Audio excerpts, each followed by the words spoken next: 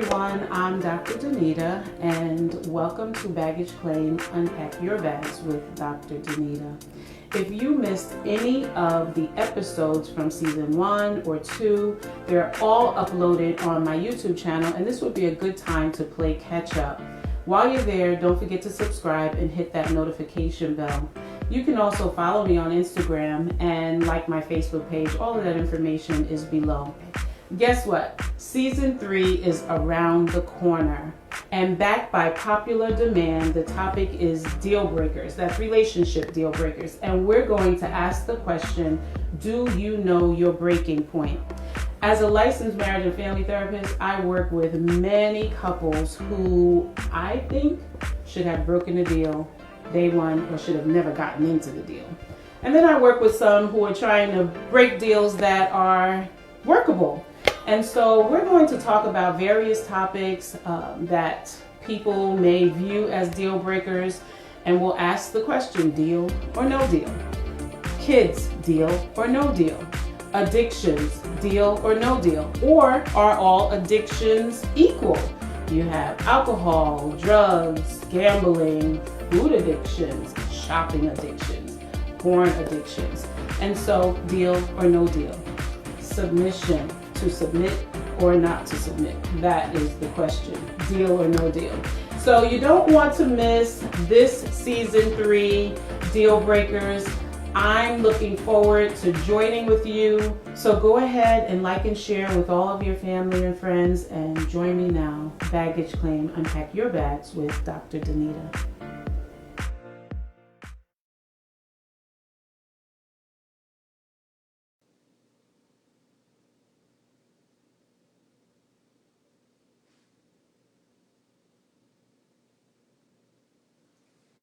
Well, good evening, everyone. As you are coming in, let's do what we always do, and that is like and share, give those thumbs up, give the hearts. We want everyone to know that Baggage Claim, Unpack Your Bags with Dr. Danita is on the air. If you are a fan, type in that you're a fan. If you're new, let us know where you are viewing from, and I will, if I see your name, I'll give you a shout out. Again, go ahead and like and share. And if you didn't catch last week's episode, this is week 2, episode 2. If you didn't catch last week's, go on ahead and hop over to the YouTube channel. Don't forget to subscribe, catch the replay, hit the notification bell so that you can receive the notifications when the other episodes are uploaded. All right, so we're back for Deal Breakers, week 2, and we have 3 guests on tonight that I am excited to bring on. We have Vera Brown, and Vera is she's a mental health professional. She's a nurse, a psychiatric nurse practitioner. Hey Vera, thank you so much for joining me. Hello everyone, hi. And we have Frankie and Gbemi who are joining us tonight. And Frankie and Gbemi are an item. They are a couple, and we're just excited to be able to bring on our guest tonight and hear what everyone is going to contribute with our topic on tonight. The topic for this episode is in sickness and in health. And so the question that we're asking tonight is, will people get into relationships with those who may have physical illnesses or don't take care of their bodies or some sort of mental illness or struggle? And so we're going to talk about that tonight. And last week I had a brain fart and I froze and couldn't remember what I was going to say at a moment. And then later I remembered I didn't even talk about what a deal breaker is. And so I wanted to just review that. We talked about it last season, but when we're talking about deal breakers, we're not talking about preferences where, sometimes people have a preference as to what they want, but it's not necessarily going to be make or break their decision to enter into a relationship. And then there are red flags that sometimes people are observing, and they're like, I better tuck that away, and I better observe that for a little while. And if it's something that keeps coming up, we're probably going to need to talk about it and maybe get some help as it relates to this. But then there are deal breakers. Deal breakers, I consider, are those situations, behaviors, things that people present that would say to someone else, I'm not going to enter into this relationship. That is a no-go for me. And so that's what we're talking about tonight, deal breaker, the no-goes. So what's interesting about our guests tonight is that all of our guests are either in mental health or the medical field. So Gbemi is a registered nurse, and Frankie is he works in the mental health field as well. With I think he worked with mentally challenged adults, right? Yes.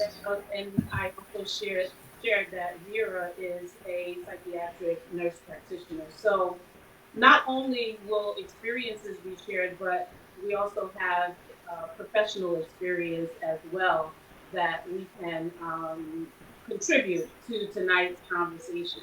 So let's get started.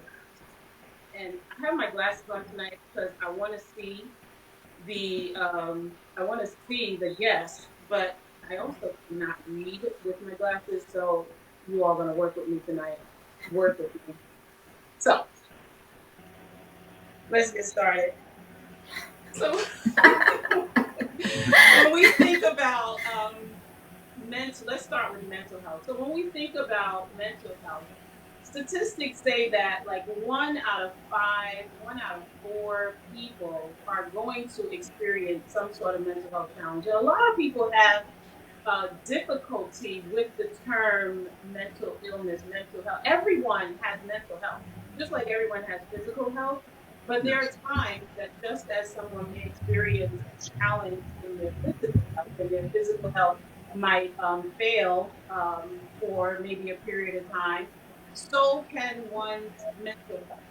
And so tonight we're going to talk about it, and hopefully, even though we're talking about it in the realm of deal breakers, hopefully it will lift some of the stigma as the experiences are shared in this particular episode. So there are a lot of people who are of the opinion that when it's time to enter into a committed relationship or go into the next step in terms of maybe marriage, the it runs the gamut of what people think about or their thoughts about mental illness and whether they will engage in a relationship with someone who presents with mental illness.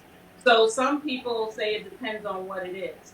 Other people say absolutely not. It doesn't matter what it is. Other people say no, we can work with that. As long as they're taking care of it. And so there are lots of different ideas that people have as it relates to being in a committed relationship with someone that has mental health challenges. So let's start off by you sharing what where you where do you stand with this stuff? Me personally, I would say that it depends. And it depends on kind of how my heart responds and where I am when the information is presented to me. Um, and I think initially that will kind of set the stage for what the next steps will be and whether I decide to continue or not. So, Yeah. like, what is my heart saying in that moment? So you're gonna follow your heart. Yes. All right. We can likewise. I would say it depends on what the mental health issue is, and again, if I can deal with it or if we can deal with it together, then there's so many things that we would have to take into consideration about it. But like Vera said, it really depends on what the situation is and where I'm at personally in my life and everything like that, to determine if we can go forward or not. Yeah. And like Dr. Danita said, 1 in 5 people have mental health issues or mental health problems. So to say no to anyone that has a mental, you're taking a lot of people off the team. Yeah, I was just thinking about that in terms of the statistics. You may be doing some searching for a while. If 1 out of 4 people, 1 out of 5 people do have some sort of challenge. And so it may behoove people to say, okay, can we actually work through this? Can we actually, have some sort of assistance with, what we're experiencing or what one of the partners may be experiencing. Some people do say it depends on how far along you are in the relationship. And so I guess that goes back to what Vera and also Frankie, like, where's my heart? I would imagine that if you are far along in a relationship, then your heart is going to be more engaged and more captured or rapture, what's the word, rapture? No, I don't know, not rapture. What's the word in, I don't know, captured in a relationship. And so, so when you think about being in a relationship 6 months in and a year in, and then you find out, you can take it one or two ways. Some people will say, well, I'm a little disappointed that you didn't tell me up front. And then others will say, well, I'm in this now and I'm feeling very, heart connected with you and I'm glad you told me, how can we work with it? So let's talk about that. Like, would it matter that someone didn't let you know until a year in? Well, I'm sorry, Vera, did you want to go? No, I was going to let you go. You can go first and I'll answer next. Okay. Well, again, I think it would again depend on what the mental health issue is, and also really if we can communicate and work through it together. I know for Gbemi and I, personally, when we got into a relationship, everything was good, and then she actually brought it up to my attention that she was struggling with some things, in her own personal life at the time. She was struggling with. Okay, we're just gonna be transparent and honest and set the precedent. So she was struggling with cutting herself, right? And so when she told me, I didn't necessarily respond in shock because I've had experience with that before with a previous friend of mine, but because of that previous experience, I understood a little bit about the situation, and it wasn't a deal breaker for me. So knowing that I wanted to be with her and just my affection towards her, it was something that we could work through. And so again, I think it depends on the person, the individual, and communication if they can, work through it together. So yeah, and I feel like if you know something is going on, because some people don't know, right? Some people develop depression, anxiety later on in the relationship. But if you know, tell me, like from the jump. I feel like I told you from the jump. But obviously, like if someone develops anxiety or depression during the relationship, I feel like communication is a big deal. And like their character and personality, we were talking earlier, and I was like, just because someone has this mental illness doesn't mean their character is bad, and more doesn't serve as an excuse for someone to act any certain type of way. So it would just depend on. It really does depend on the people in the situation. Yeah. Gbemi, how did it make you feel? What kind of feelings did you experience when you ask yourself, I need to tell him that I have cutting, experience. Sorry, I missed the last part. You said when I what? Oh, when you were when you were about to share, when you knew I need to share this with Frankie that I was a cutter, what kind of feelings did you experience?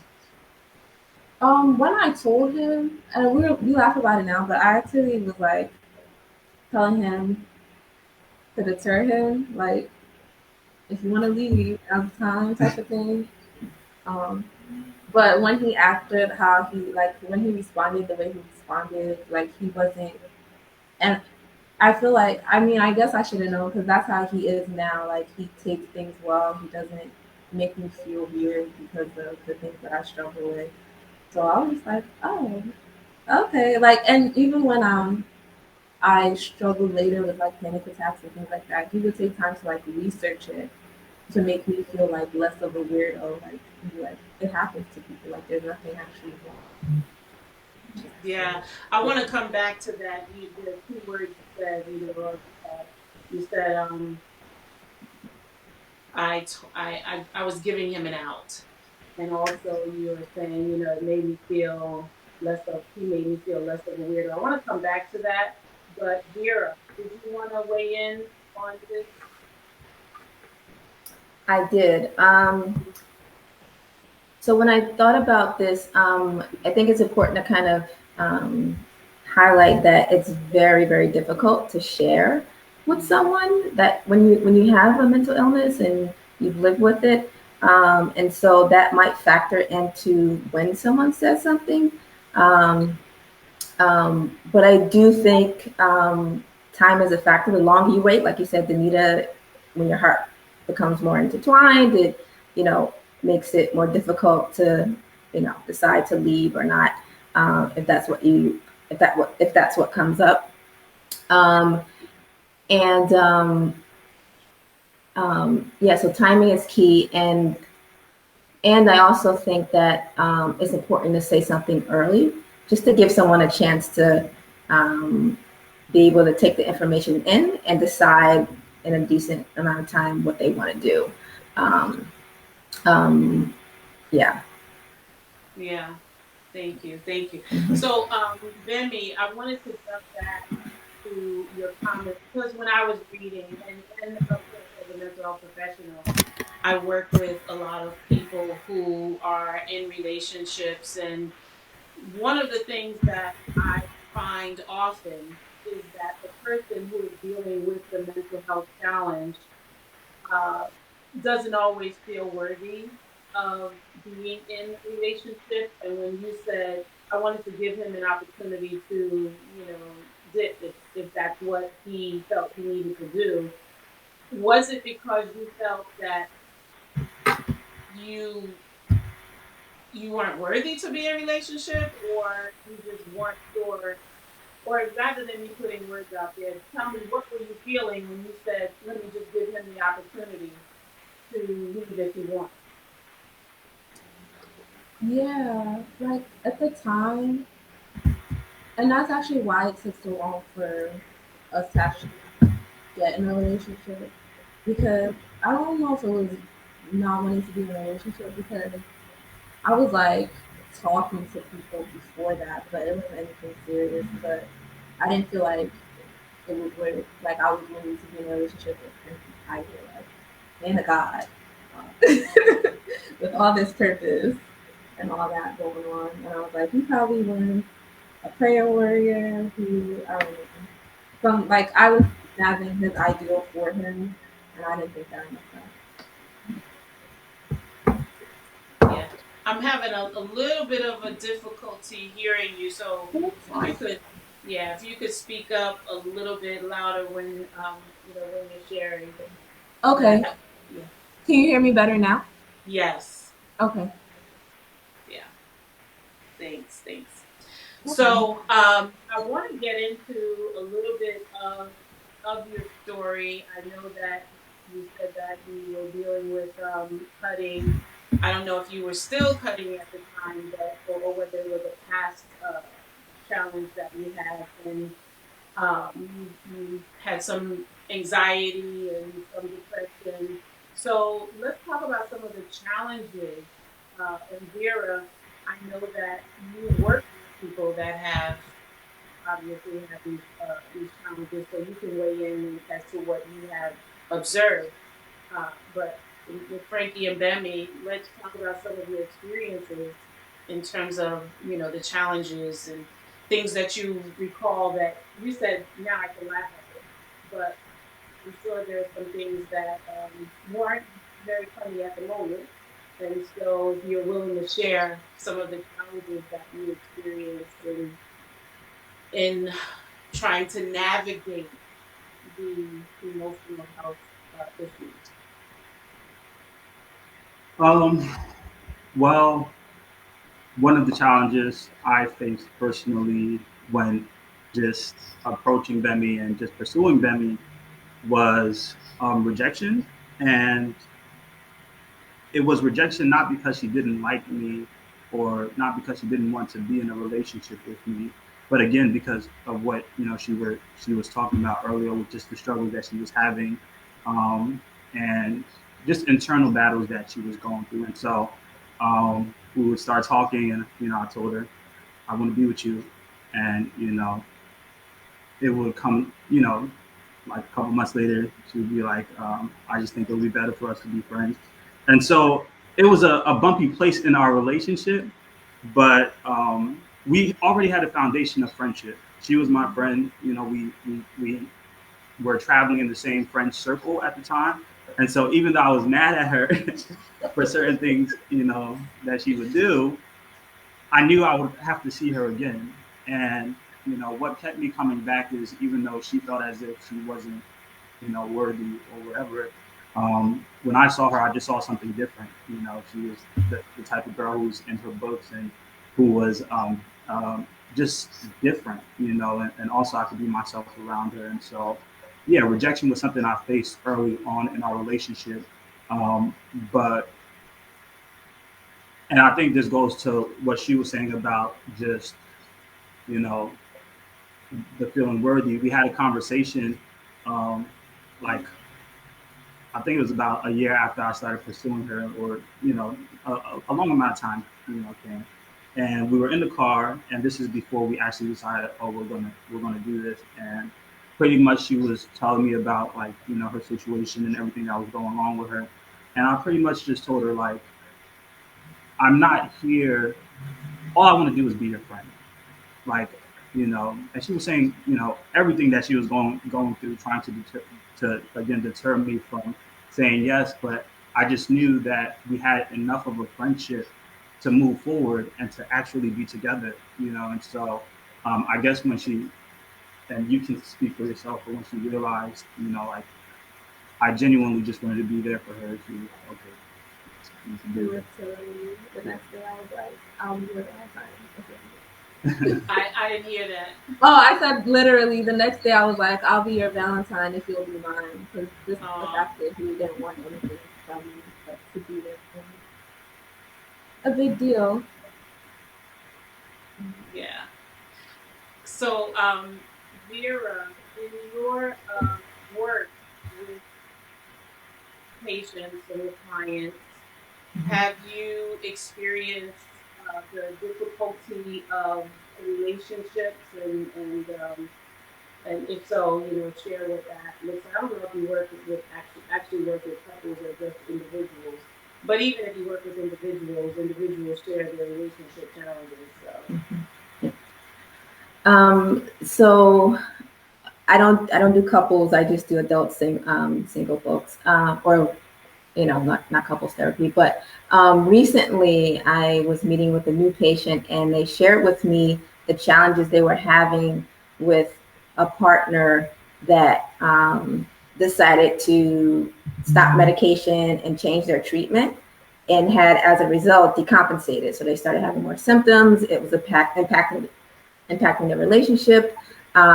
It affected them financially. And so the patient I was seeing was explaining how stressful it was, and they were becoming irritable and that sort of thing. And so I think it just speaks to the importance of taking care of yourself. And if you do have a mental illness, following the treatment plans and doing what you need to do to stay healthy, not only for yourself, but also, people that are around you, your partner, your family, and that sort of thing. Yeah, that was a kind of more recent challenge that came up with a patient of mine recently. Yeah. Vera mentioned that the patient began to decompensate, and so when someone is decompensating, it means that they're losing their ability to maintain their health, their mental health.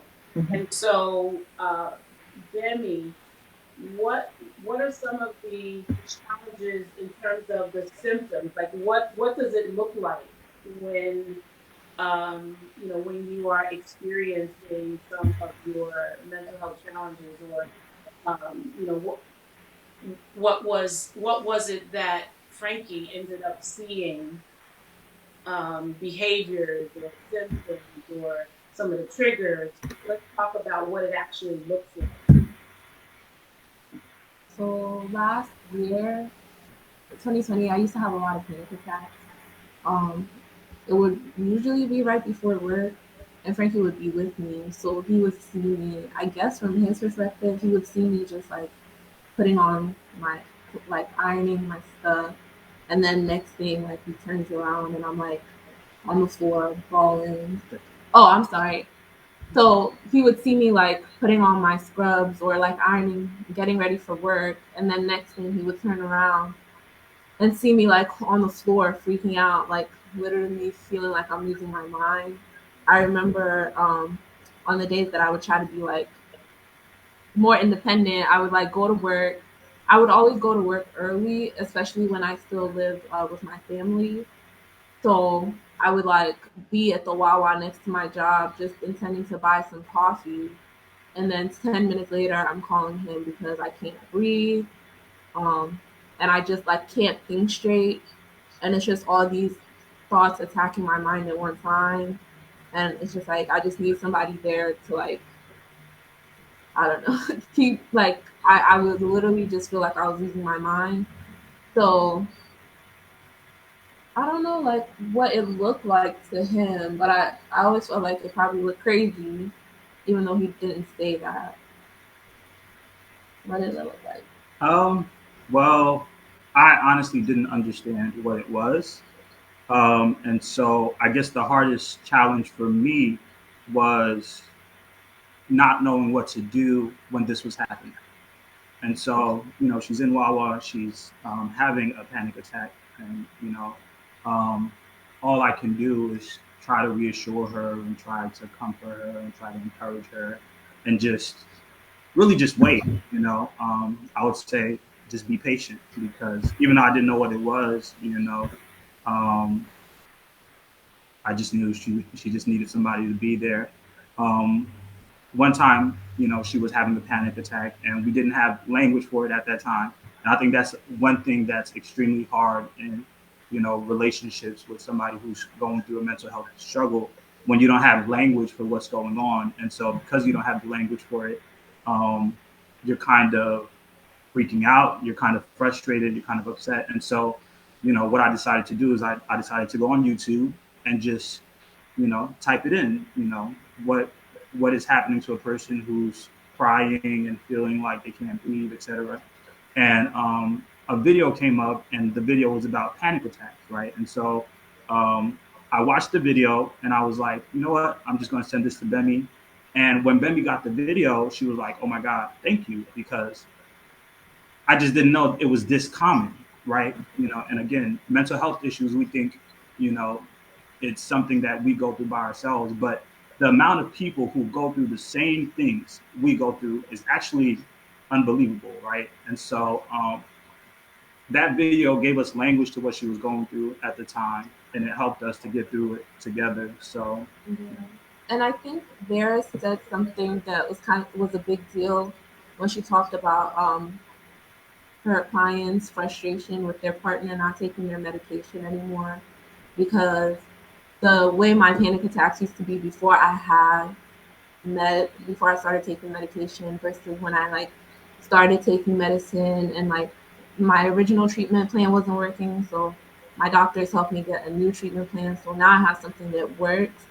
So, Frankie will say things like, oh, well, like I ask him how he feels these days, and he'll be like, well, we're in a different place now.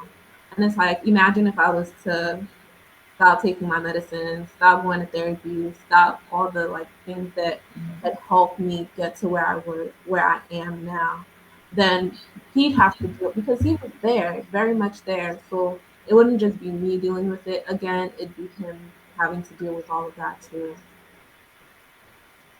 Yeah. One of the things that I know that people, and Vera, you can jump in with this as well. When the person that is trying to figure out, the partner that's trying to figure out what is happening, how can I help? What should I do? Often that person ends up slipping into codependency. And so it becomes not now it's not like a healthy, I want to be there to support. It becomes every single time there's a panic attack. And let me just say that panic attacks, anxiety, mental health struggles do not escape people just because they're professionals. And so Gbemi is a registered nurse, and she still dealing with panic attacks. And so it doesn't escape you just because you're a professional. And so let's talk a little bit about codependency and what that looks like for the person who is, trying to rescue and trying to make sure that they notice the triggers and they make sure you're taking your medicine, and what that ends up, looking like, and how it can impact the couple. Yeah. Initially, when we were talking about the question around, would you enter a relationship with someone, and it was like, it depends. And I think one of the things that's important to do is be kind of well versed in what your diagnosis is, staying in treatment and that sort of thing, and understanding whose responsibility it is to stay healthy. So your partner is there to support you, I think. And I think, Frankie, your point about kind of educating yourself is super important. But I think really kind of getting clear on boundaries on what the person that's experiencing the mental illness is responsible for and what you're responsible for. And that takes a lot of communication as well. And when that starts to kind of get difficult to where, the partner that's supporting the person with the mental illness is starting kind of to become frustrated or lose their capacity to kind of function and be a good support, I think that's a sign where that needs to be paid attention to. So really kind of being clear on boundaries, kind of what the person is responsible for and what you are responsible for as a person that's supporting that other person. Frankie, did you ever feel that you were possibly losing your ability to set good boundaries as it relates to, how much support, or, how you were allowing Gbemi to be responsible for her own care? I didn't, but also I feel like Gbemi did an amazing job of, you know, dealing with whatever she was going through and not trying to place everything on me, right? So I didn't feel overwhelmed, but Gbemi also took initiative herself to make sure that she was in therapy and that she was speaking to, her therapist on a weekly basis and taking her medication. And she didn't want to put that burden on me. So she was kind of, proactive instead of reactive with doing that. That's good. Gbemi, did you ever feel that, did you ever notice, I mean, Frankie said that he didn't, but did you ever notice that Frankie may have felt more responsible than he should have? I thought so. I think I did better when I moved out, but I think when I was still with my family, there was a there were times when I think he was afraid to let me down. And I think when I moved out, I was able to better do better with like he has his own life, I have mine, and I think we do better with boundaries now. But there were times when I think he might have felt like he had to save me. No, like yeah, I feel like there were times when he felt like that, and I would feel guilty when I saw stuff like that and try to keep it to myself more. But I think I don't remember if it was Dr. Janita or Vera who was talking about communication. I think you both were. But I think that's helped us a lot in knowing what he feels like what he should have to carry, and like also checking and making sure that he can, like I like to ask him like, do you have space on your table for this type of thing before I just pour on him. But I think that times in the past where I put too much on him. That's really good. That statement, do you have space on the table? I like that. Yeah. And it shows a level of respect, for for where he is. I mean, because although you are the one that is dealing with the mental health challenge, he still has a life as well. And so what I find is that often, and again, that's part of the codependency, the person who is not experiencing the significant challenge gets wrapped up in the life of their partner and all of the things that they enjoy and the things that, they would want to do, they put aside because I have to make sure she is good or he is good. And I feel like Frankie is very good at saying no. He is very good. I don't want to do it. I'm not gonna. Not with an attitude or anything, but you can't force him to do it. He doesn't want to do it. So he has good boundaries? Yes. All right. Kudos to you, Frankie. That's what the goal is, to express what it looks like to engage in a healthy relationship with someone who experiences, mental health challenges. And so kudos to you, Frankie, for not allowing yourself to be so caught up that you lose you. And that's really, really important, because the two of you are not married yet, but you have a lot of years ahead of you. And if you want those years to be productive and be able to, be excited in this marriage, you have to be able to establish those boundaries now. And so you have a better opportunity of entering into, the healthy part in marriage.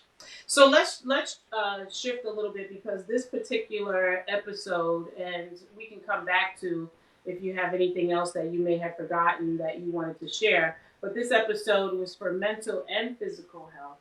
And so oftentimes you can see someone's physical, if they have a physical disability, not necessarily medical issue, but if they have a physical disability, you could see that up front. And so it's not always as difficult to detect, but medical challenges can be, and also the way one cares for their body may not always be easy to determine up front. But how important is that to you as well? So we're shifting from the mental health part. But then there is the physical part. There's how people, care for themselves. What kind of, how they feed themselves. Do they exercise? Are they helping? Are they doing the things that are necessary to mitigate having some of those lifestyle diseases that can creep up, because you just don't take care of yourself? So how important is that to you? Vera, let's start with you. I would say that's very important. When I saw that question about physical health, hygiene, eating, that's I would say it's a big deal breaker for me, because I think how you care for yourself is a reflection on how you feel about yourself and your self-worth. And so if you're put in the time to make sure that you're healthy and, taking care of yourself. I think it says a lot about how you feel about yourself, which is huge when you're thinking about connecting with someone in an intimate relationship. Yeah. Those of you who are on live, let us know your thoughts as well. I mean, we want to hear what you have to say about this being a deal breaker or not. I read, I've been in this study now, mind, body, spirit, environment, and all of it, how all of it should be integrated in terms of how we care for ourselves. And I was listening to someone, and he was saying that it is an act of honor and an act of grace. And that stuck with me. It really resonated with me. It's an act of honor and an act of grace for one to care for themselves. When they care for themselves, it shows their family. It's an act of honor and an act of grace towards the family for someone to care for their body. And so I thought about that because when you really think about lifestyle diseases, so that's your diabetes, that's your hypertension, it's obesity, it's some of those other chronic illnesses, Alzheimer's. Some of those things can be mitigated by eating well and making sure that you care for your body. So when I heard that, like, it's an act of grace and an act of honor, it's really dishonoring to your family not to care for yourself, because you put yourself in the position of your family having to take care of you, or your family not being able to have that long life with you, your grandchildren not being able to experience you in a healthy way because of how you chose to not care for your body in the days that it really mattered. So let's talk about that. Gbemi, Frankie, you can jump in. Yeah, I agree, especially with the lack of honor for your family, because I lost a family member due to illness. So it's like Frankie knows, I've been making a big deal out of what we eat and stuff like that. So it's like, if you're choosing to be sick, it's like, you're okay with me losing you, then we going to. But I feel like, I don't know. I know in the beginning of a relationship, it might be harder to kind of see stuff like that. But with it, hygiene is like, that should be a given. So yes, that would be a deal breaker. We could have been together for 5 years and you not in the shower together. But as far as, like, obviously some physical illnesses, you can't control. Like, some are you're born with. So I don't know. I guess it would depend what it was. But if it's like you're choosing to live sick, then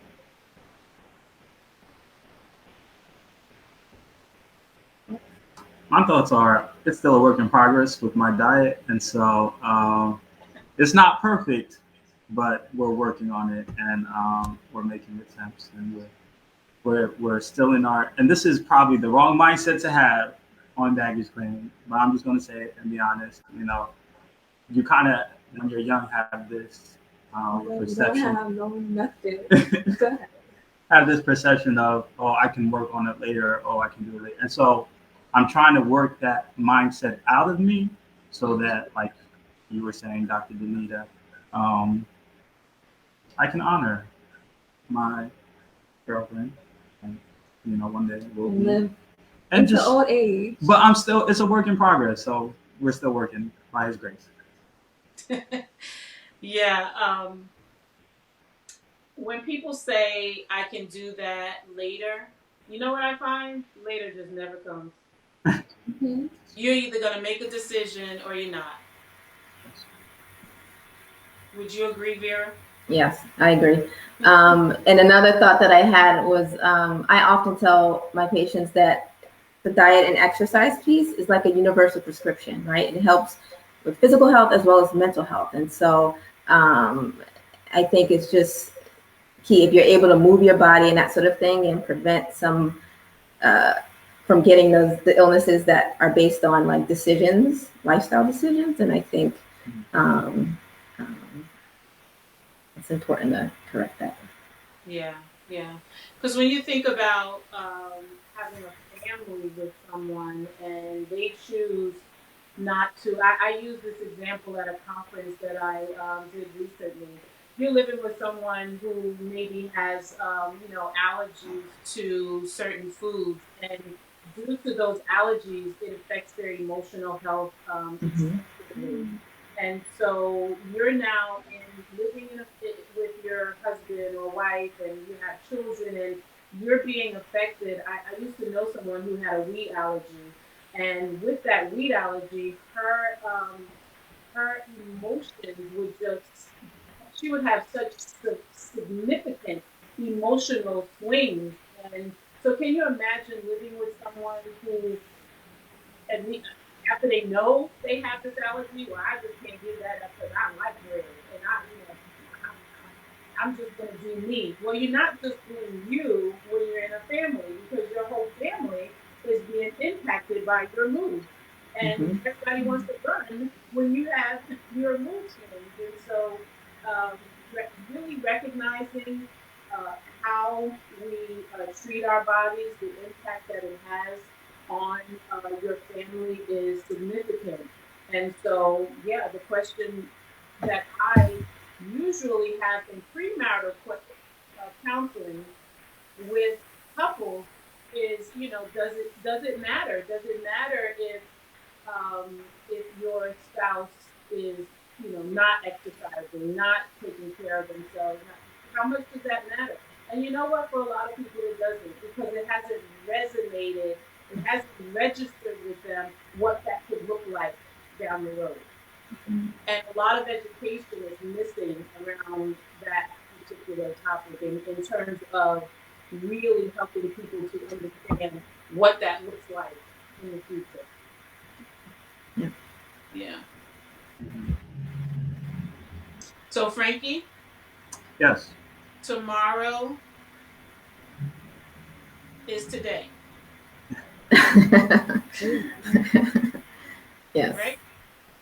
It's that thing we call discipline, and it's so necessary for for good, healthy relationships. Discipline is essential. Yeah. But Vera, I know beyond just eating right, you're into the marathon running, and so how is that for someone to be that connected in the things that you enjoy doing, the running, and tell me about that, because I've seen you on Facebook in your 5Ks and I don't know 10Ks. I don't know how many miles you've gotten up to, but I know that that's really important to you. Yeah, so I would like to preface this with, and I know it's not an excuse, but the pandemic really like threw a monkey wrench in everything. But 2019, I had just finished a half Ironman race. And that was like kind of my biggest, feat up to that point. But farthest I've ever run, I think, is half marathon. And it's just something that my body needs, and I enjoy it. And I just think it is so important. I don't know. It's just definitely want to get back in there and kind of get back into the swing of things. But fitness has always been like a huge, huge thing for me. Something else I was thinking about as you were talking, Danita, was whenever I do an assessment on someone, right? We also do lab work, right? Because there are a lot of physical things that could present as mental illness, and it's just a matter of addressing the physical, and the mental health stuff kind of clears up. So physical health very important, and fitness is like it's super important to me, super important. Yeah. So we are actually, the time goes so quickly in these baggage claim shows. So we are actually coming close to our time.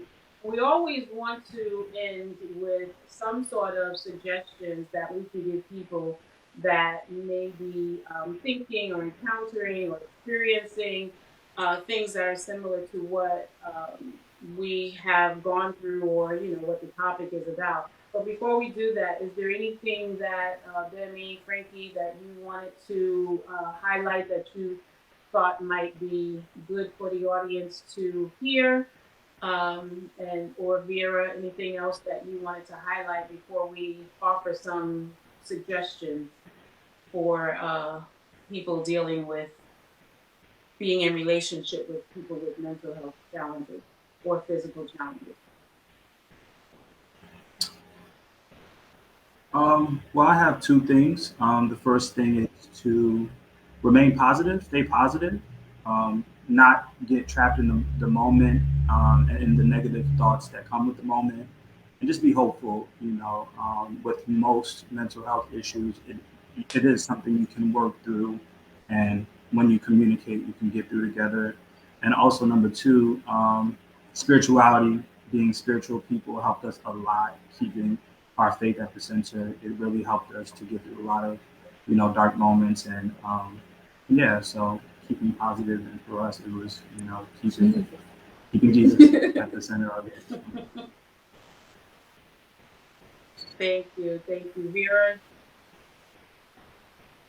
To me in this discussion is Gbemi's statement, like asking the, Frankie, do you have space on the table for this? I just think that's like, it's just such a powerful statement, and it allows space to try and have your own need met, and also respecting kind of what's on the other person's plate. So I just love that. So if you could write that down and kind of make it a common practice to ask that sort of question, if you're in a similar situation as Gbemi and Frankie, I think that's huge. Yeah, and I think also Gbemi talked about making sure that you take care of yourself, making sure you take your medication, and it's not, medication is not it's not always, you're not always going to get it right with the first prescription that you get, or and medication may not be the only answer either.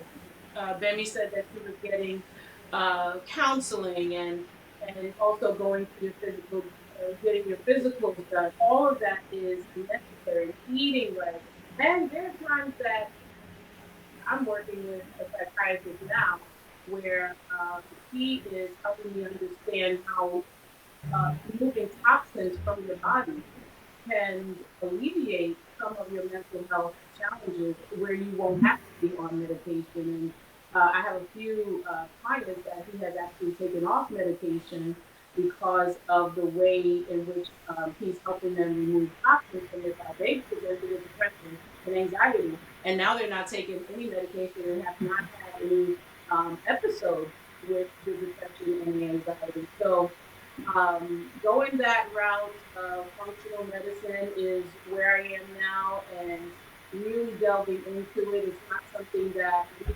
study as mental health professionals, but well, I shouldn't say, they tell us to get an understanding. And we call it biopsychosocial spiritual assessment. Get an understanding of the biology, of the client. Get an understanding of their social setting. Get an understanding of their psychological history, all of their history. Get an understanding of their spiritual history. But nobody really tells you how to put it together. After you get all of this understanding, then you really only go with the psychology part, because that's where we have been most trained. Okay, so you tell me you have diabetes. Nobody really told me how much that's going to impact your emotional health, or your. I know that there are physical and medical issues that will, but nobody really tells you how it impacts. So of course, there's study that we can do on our own.